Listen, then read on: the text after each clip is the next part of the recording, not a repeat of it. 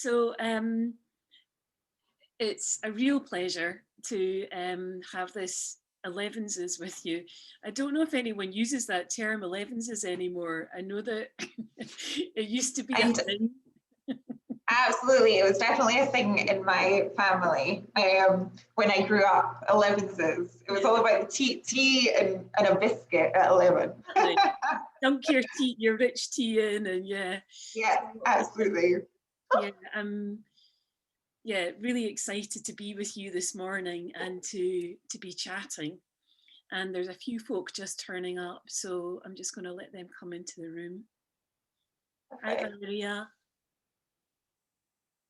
And yeah, I wonder, Jill, if you wouldn't mind me asking you a few questions before we open up. I know that Scarlett in particular has got a few questions that she really wants to ask about developing a sustainable business. Sure, of course. I would love just for a few minutes just to find out a bit more about you and about your story. I'm really interested in that aspect of where did someone who wants to embrace the environment within their business get that from.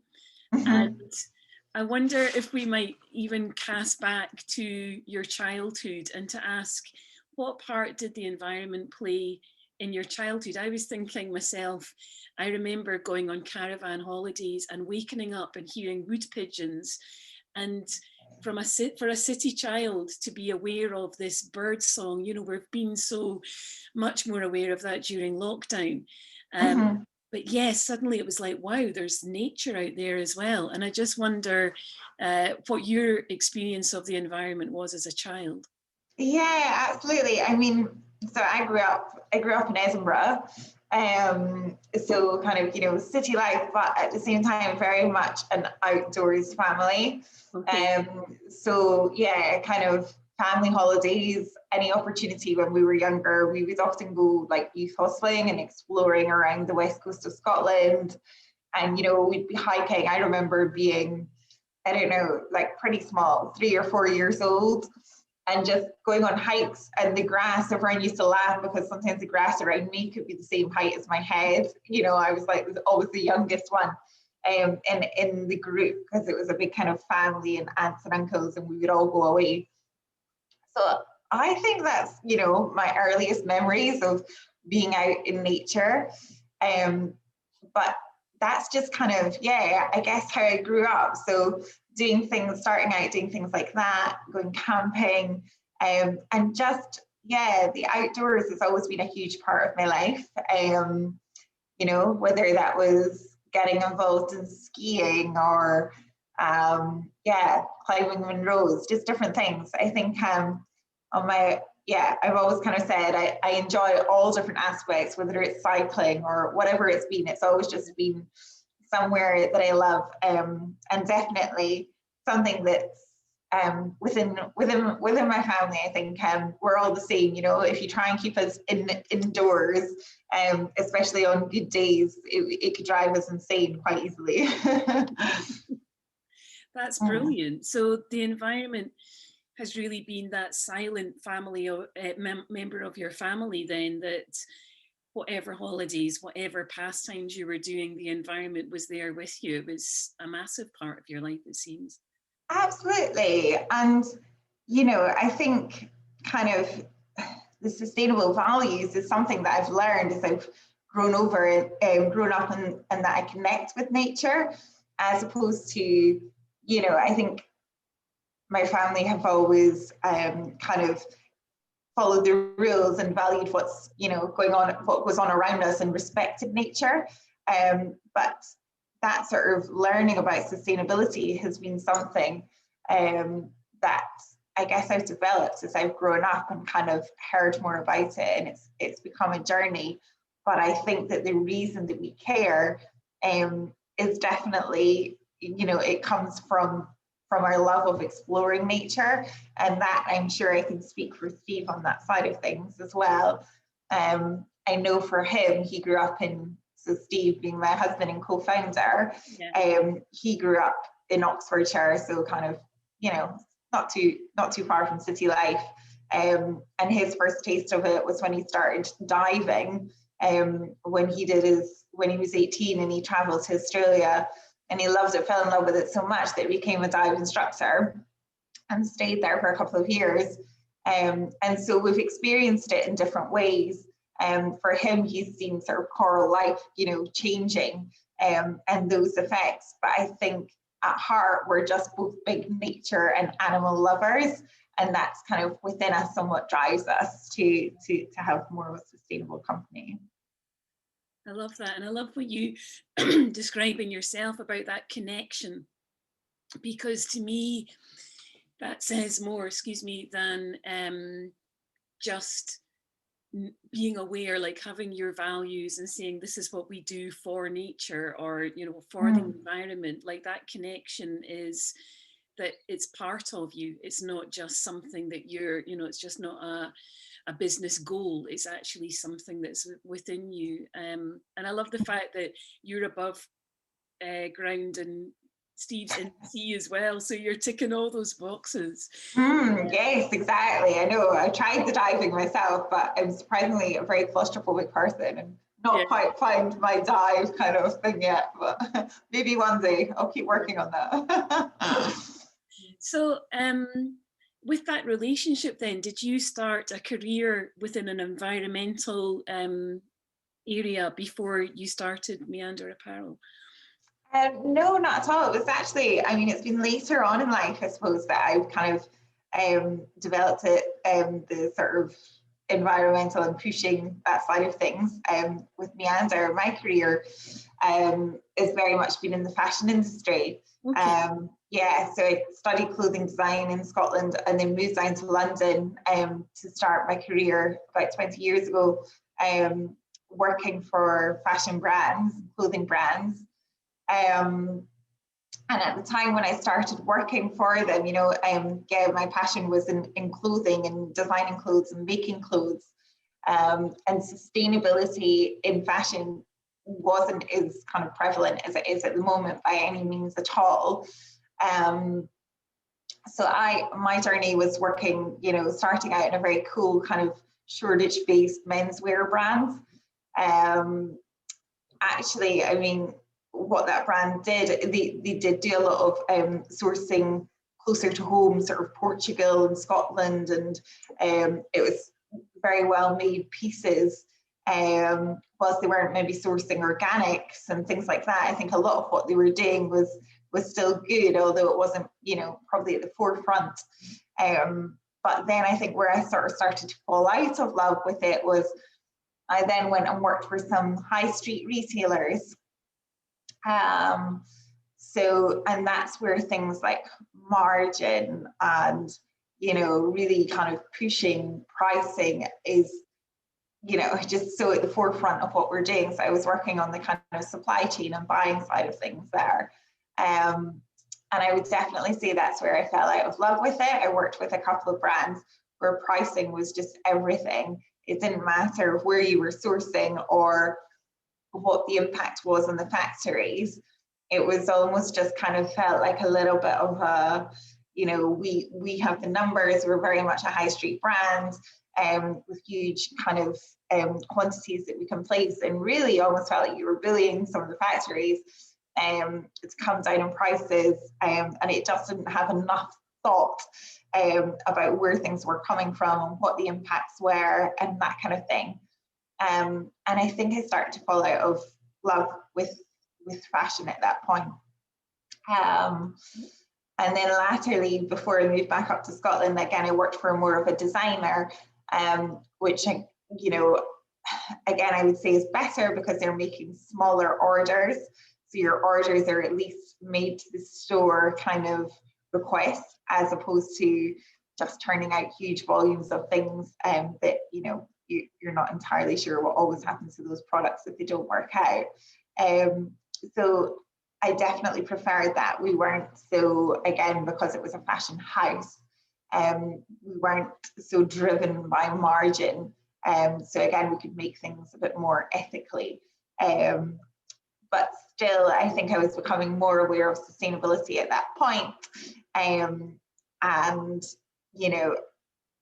yes, various things kind of drove me, I suppose, to wanting to do something my own way, where we could really determine where things were coming from, what fabrics we were using, and that, yeah, considering every different parts of the life cycle of a garment. Yeah. I love that. I love it's really holistic. Like you went down to London um, and were working in Shoreditch 20 years ago was just Mm. beginning to happen, wasn't it? It was before all the tech companies kind of grabbed onto the creativity, and you know, it was Yeah, absolutely. Yeah, it was a completely different place to what it is now. You know, there was just a few sort of bars, and it was, yeah, there was some of the kind of, you could definitely feel a kind of cool vibe in the area, yeah, and it was up and coming. Where there is now, it's just like this kind of mainstream place with so much going on. But yeah. yeah, it was an exciting place to be in my very early 20s, just kind of starting out, and yes, living in sort of Brick Lane in Shoreditch and right in the midst of everything. It was fun. Cool, yeah. Yeah. And that's what fashion is, isn't it? It's exciting. Um, but also your reference to the bullying aspect of you know, that more fast fashion when the margins are what counts more than the Mm. livelihoods of the people who are producing the fashion, and where you're sourcing your materials from. And Mm-hmm. so um, your return to Edinburgh and that kind of, it almost like when you say I wanted to do things my way, it was that autonomy of taking charge almost of the situation. Is that how, would you say that was part of your approach to starting Meander Apparel, was actually being able to say, well, this is how fashion happens? Yeah, absolutely. I think it was a combination, starting our own business, just kind of, I guess, wanting to do things right from the beginning as well. And I think, yeah, drawing on my experiences of good and not so good, and just thinking, well, if we're going to do this and we're going to be in it for the long term, then let's set things up. Because I think if you set it up from the beginning, then you know you can set out your path. It's a lot easier, I would imagine, than trying to change a company later down the line. Yeah. So it's very much why we've, you know, Meander is a direct to consumer brand. We don't sell through other stores, and there's several reasons for that. One is because it allows us to have full control over our margins. If we were to sell into other people's stores, then either the quality would have to go down, or our pricing would have to go up, neither of which we wanted to do. So for us, it was really important that we were using premium quality materials and making garments that were sourced ethically in European factories.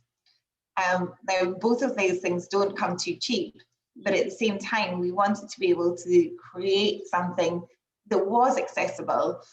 And whilst, yes, our products aren't the cheapest on the market, the reason that we go direct to consumer is so that we can cut out other retailers. We don't have to add that sort of level onto things. So that was something that we thought about very early on, and how we plan to roll things out.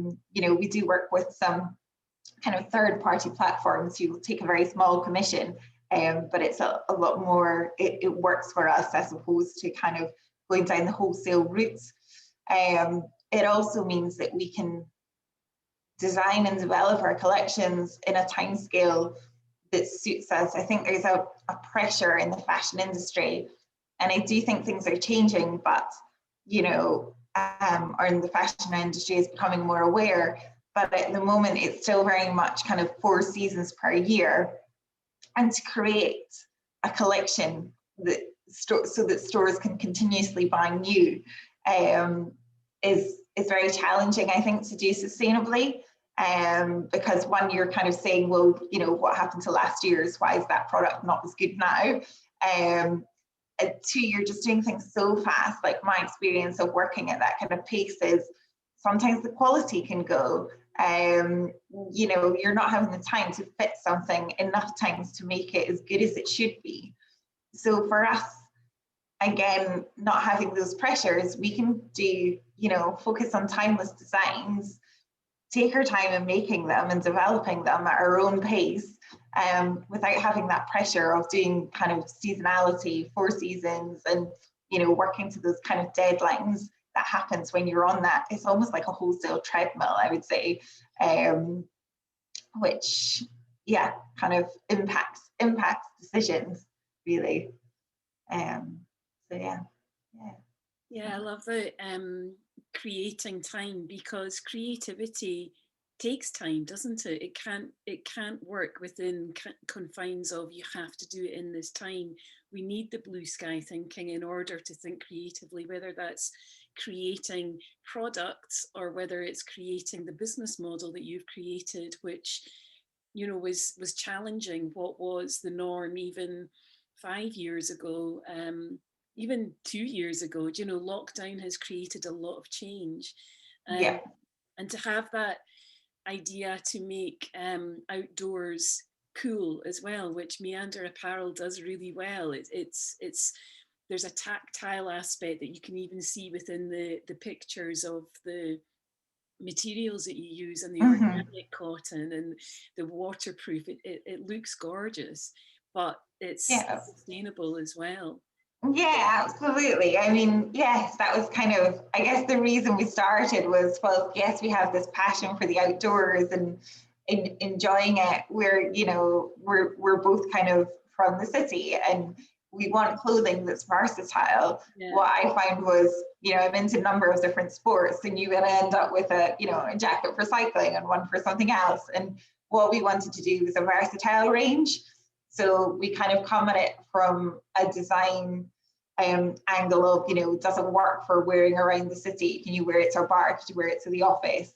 And still feel comfortable and feel good in it. But at the same time, we'll use those performance qualities so that if you are to, you know, go on a hike or to jump on your bike, then you're protected from the elements.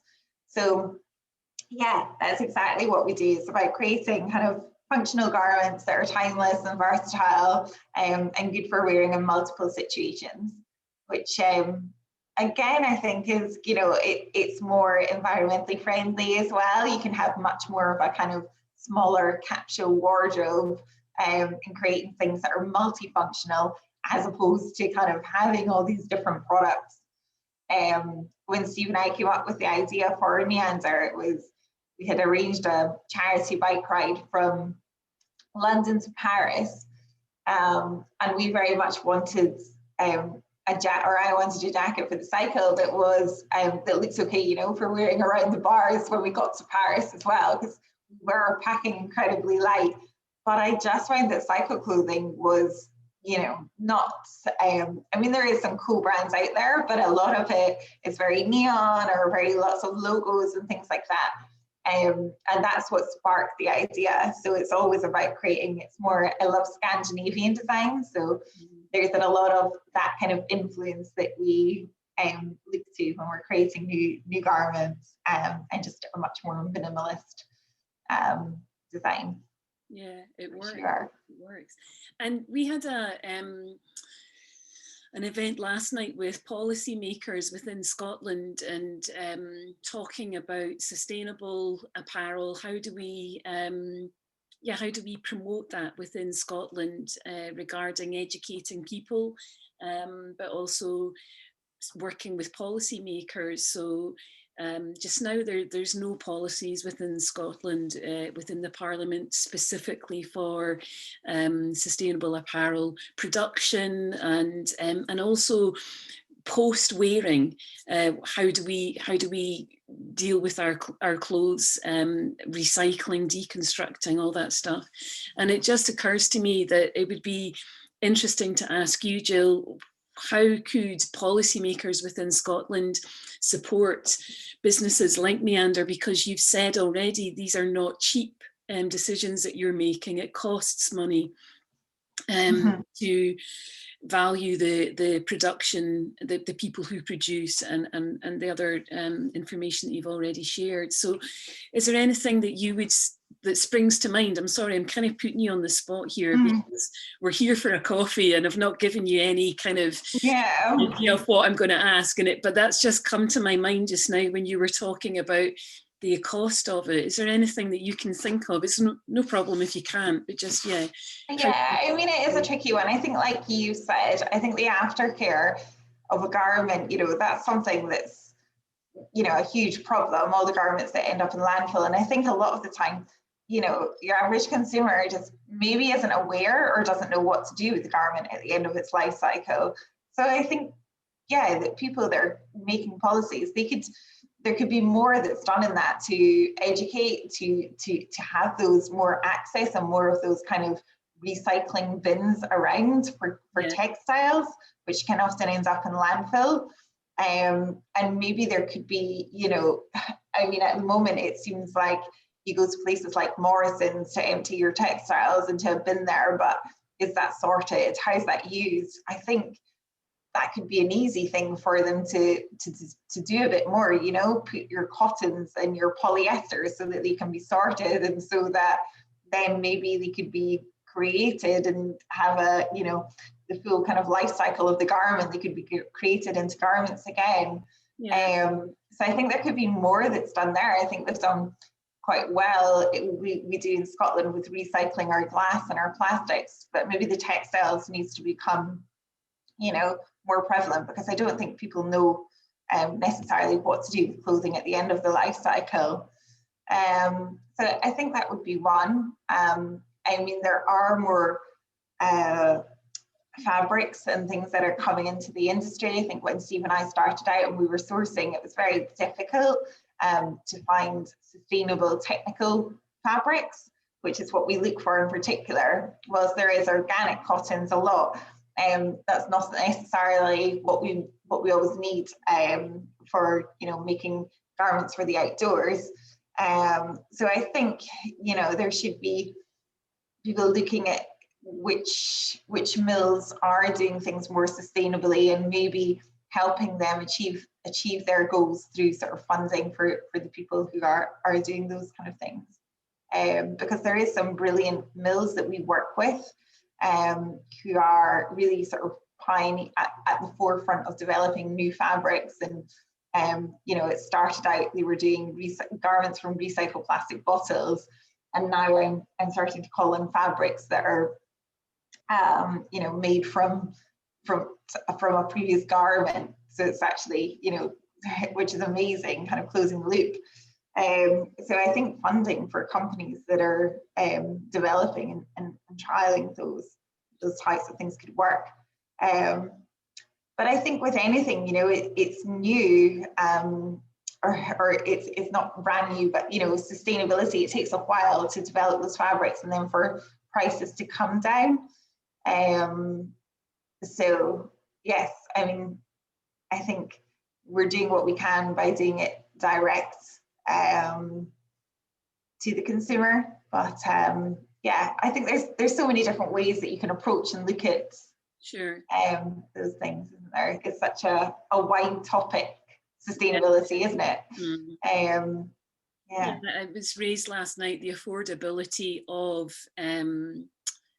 sustainable clothing, and how can that, are there other less sustainable production methods that are being subsidized, and is is sustainable business being subsidized, and how does that all work? And one policymaker was saying, we think about getting onto a plane, but my point was, but we put our clothes on every day, so we interact with the clothing industry on a daily basis, and society says we have to do that. We know there's no nudist beaches starting in Scotland anytime soon.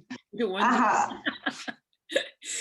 so, listen, I realise that we're nearly up to the half hour, and I know that at least Scarlett wanted to ask a few questions. So if you don't mind, have you got time just to answer a few questions? Yeah, of course, absolutely.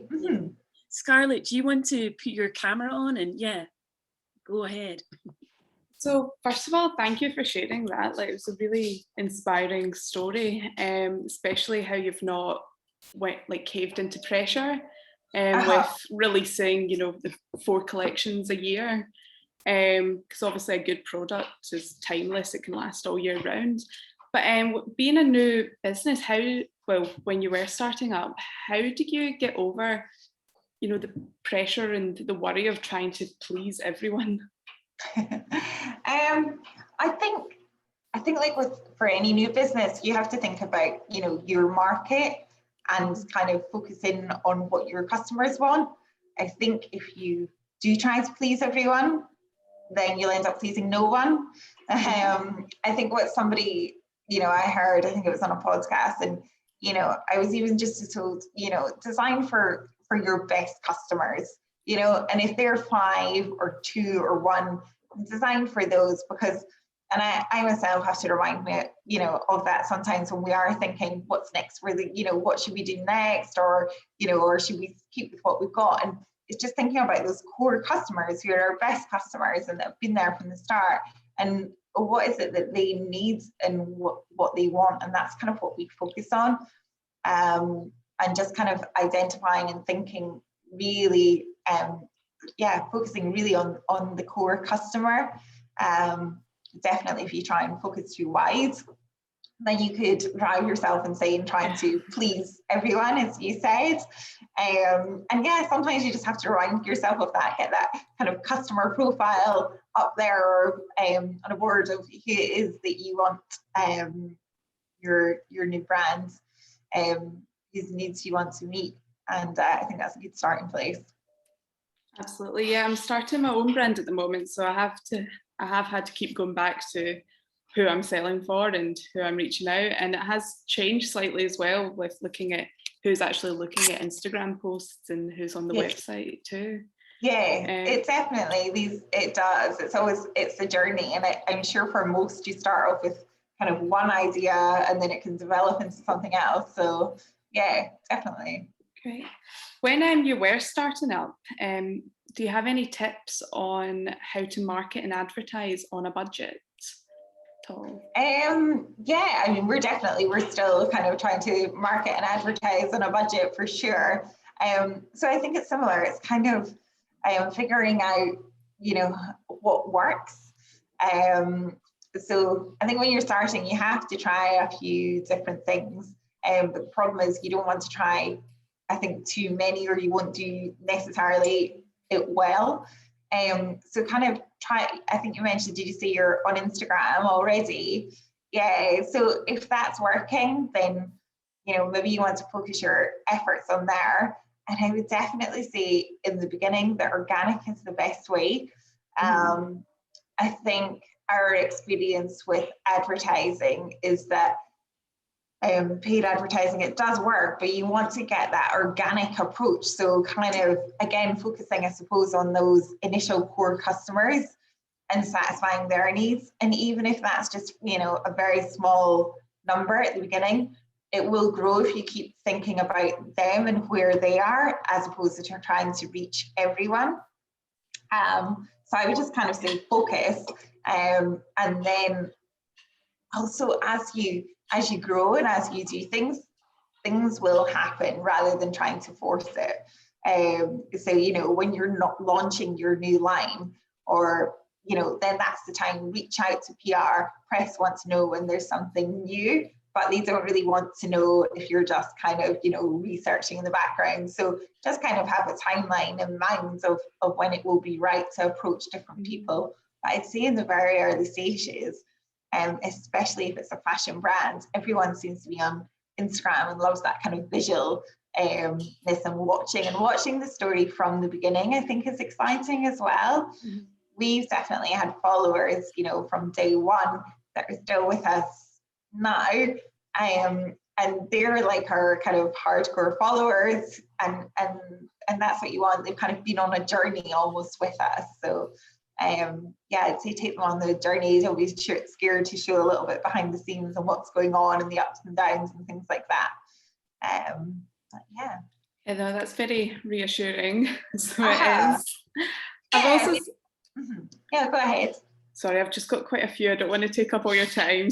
But I've seen on your website that you have ambassador programs. Did you start off with reaching out to people and then being like, oh, a lot of people are interested in this, we're going to start for people to come to us? Or yeah, it still happens both ways at the moment. So some people do reach out, so we've got that on there so that if people come across us on social or whatever it is, then we want to hear from those people. If they're interested in being a brand ambassador, it's a way for them to contact and reach out to us. But we still are very proactive at scouring Instagram for people. It happens in all different ways. Some people just kind of come into our network because I guess we are very out there in the outdoors and what we're doing. And so sometimes it's just, the way you do meet with people, and it can be starting out. The way that we've worked a lot actually of finding people to work with is we have our online Meander magazine, which is a great way for us to kind of keep our community kind of updated with what we're doing, but also we like to share stories of people that are doing exciting things in the outdoors. So we tend to work with a lot of people who are, doing wild swimming or, doing great cycling or doing different things. So we work with them and we do guest blogging and things like that. And that can be a great way to start working with someone who's maybe someone that you wanted to reach out to. But I think there's many different ways of working with influencers and ambassadors, and it always kind of depends on what your intended outcome from it is. I know some brands will gift like crazy just to get their name out there. For us, that wasn't a way we wanted to work. Again, it's not kind of very sustainable just to go gifting people and ends up, I hate the thought of something ending up in the bottom of somebody's wardrobe. But for us, it's more about kind of getting people who really get on board with brands and who it's more of a partnership with. So, it's something for them and something for us, and it works both ways. But yeah, I found again, Instagram is quite a good way of finding people in your network. I'm guessing finding those people took a lot of research. It does. It takes time for sure. And we still look for those people now. But again, I would say start close to home. We try and find people that are, quite local. There's so many people out there with huge followings and things who we just, they would ignore us at the level that we're at. So I wouldn't waste my time trying to approach people yet. You can have your goals. We do have people on the list that have got huge followings that we want to reach out to later on. But just for the moment, I would say kind of reach within your limits of people that you think will be excited about what you're doing as well and who want to help you out. Brilliant. Jill, I'm really aware that your time is short because you've got the pop-up starting. Is that opening on George Street this week, or when does that open? Yes, we're back open on Monday. Okay.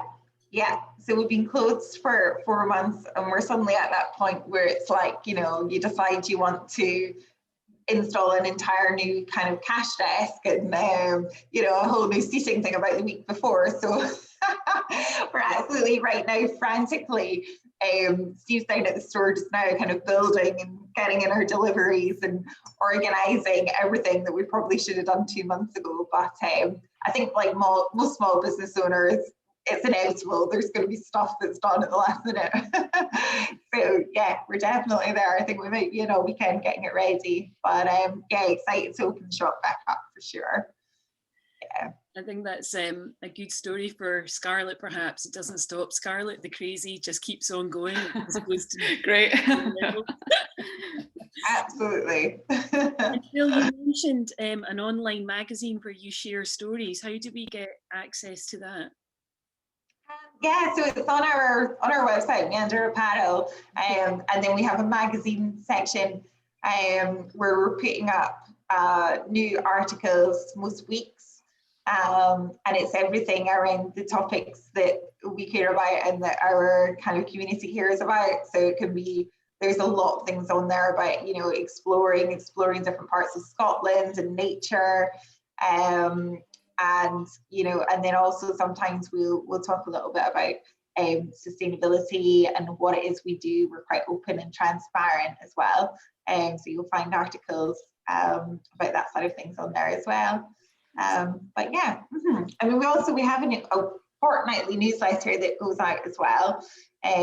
So yes, all those kind of things can be linked to, found on Instagram and links in the bio and things like that. So yeah.